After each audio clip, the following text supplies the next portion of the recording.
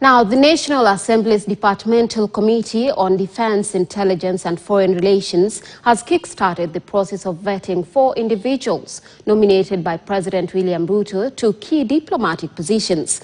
Among the nominees is Peter Kiplagat Tum, proposed as Kenya's ambassador to Kinshasa, and former Health Cabinet Secretary Susan Akumicha-Wafula, who has been nominated as the permanent representative to the United Nations Human Settlements Program UN Habitat in Nairobi.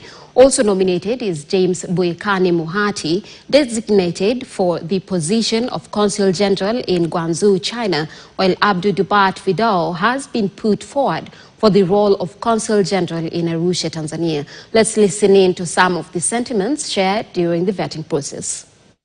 Isn't the burden. I am yet to peruse through the books of UN Habitat to check if there's any direct benefit that can then move to Kenya as a country. Although knowing very well that our status having moved from the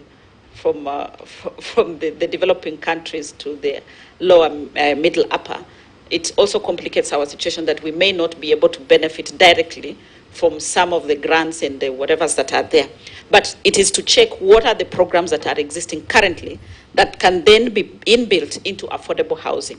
For example, the issue of ensuring that the spaces are safe, the issue of ensuring that the materials being used for affordable housing are climate resilient, matters like having to use a solar panel, solar for energy instead of electricity. I think it's to see then how, if those projects exist at UN Habitat, how then they can be brought into affordable housing. I look forward to working very closely with the Ministry of Land and Housing. I look forward to working very closely with the Ministry of Transport and Infrastructure.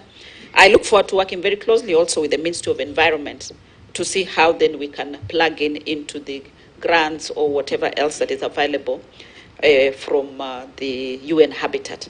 But what I know for sure is that UN Habitat has a very strong background in policies and governance on how to manage urban cities. So that is something that I'll be able to work on and ensure that then even in terms of planning, urban planning, we download some of those policies and be able to apply them locally. Thank you, Chair. Vice Chair.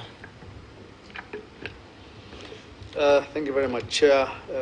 Before I ask a question, I just want to make a clarification for you and maybe the members. You are asking a question about incompetency, but you mentioned that you awarded the Elder of Golden Heart. For your information, that is awarded to all cabinet secretaries by virtue of the office.